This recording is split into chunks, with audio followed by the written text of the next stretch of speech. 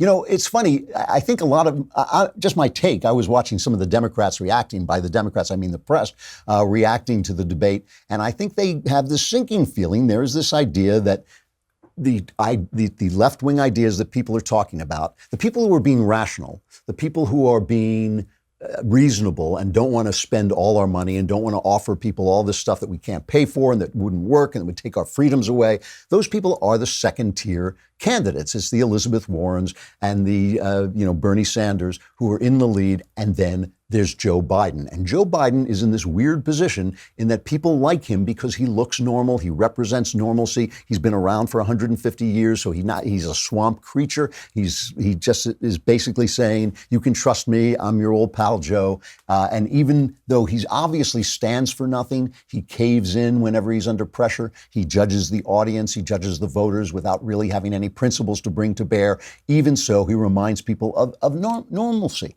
But he's kind of dull and a little bit doddering, and no one knows, whether to believe anything he says or not. And so it was really interesting. After watching this, Michael Moore, I can't remember which station he was on, either CNN or MSNBC. What's the difference? Michael Moore, the filmmaker, the radical filmmaker, went on a 12-minute rant.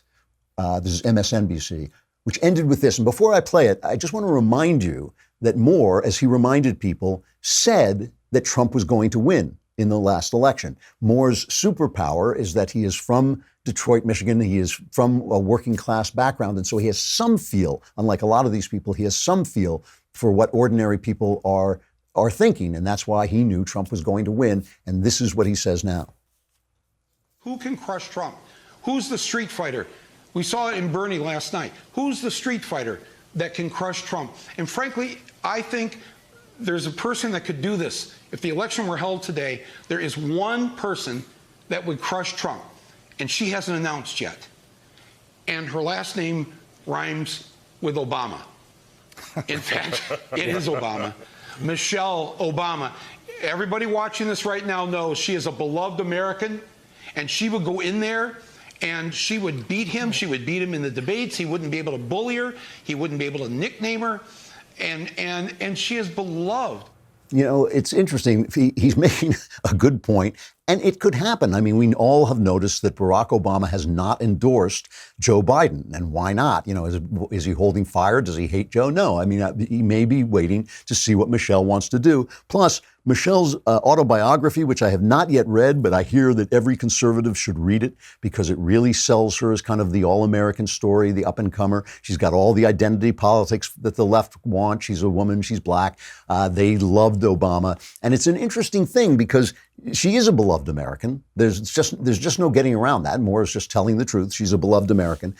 The question is, are people going to fall again for, I think people voted for Obama a lot because it made them feel good about themselves. It made them feel good about America. We've gotten past the racism. We've elevated this guy. And I think they got burned. And it is interesting that even though Obama won re-election and even though he remained personally popular in the polls, the Democrat Party under Obama was gutted. There was nobody left. There were no governors. There were no state assembly people. There was no senator. They lost both houses. I mean, it was amazing how he destroyed the Democrat Party while remaining popular himself. People liked him.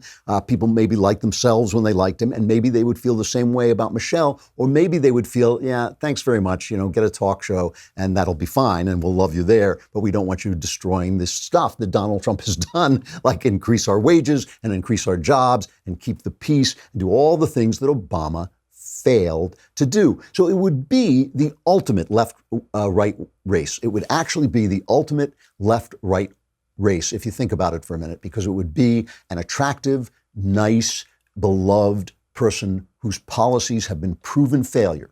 They have a proven track record of failure, and it would be mean, belligerent, nasty Donald Trump whose policies have worked. And that's the ultimate right and left, right? Because the right is the daddy party. It's the mean party. It's the party who tells you the truth. It's the party who gives you a shot in the head when you're misbehaving. It's the party who thinks people who break the law should be arrested. It's the party who thinks what works should be there instead of what makes us feel good about ourselves. And the left is the party of we're nice. Here's some money. We'll take that money from that evil rich guy and we'll give it to you. And I love this thing about the evil corporations, by the way, as if the evil corporations had somehow kidnapped our iPhones and won't give them to us instead of making our iPhones. And I believe that corporations can be, I sound the Bernie Sanders now, I happen to believe, I believe that corporations can be power centers that need to be tamed, but they do create stuff and they don't owe us iPhones, they don't owe us medicine, they make it and they sell it for a profit. That's how that works.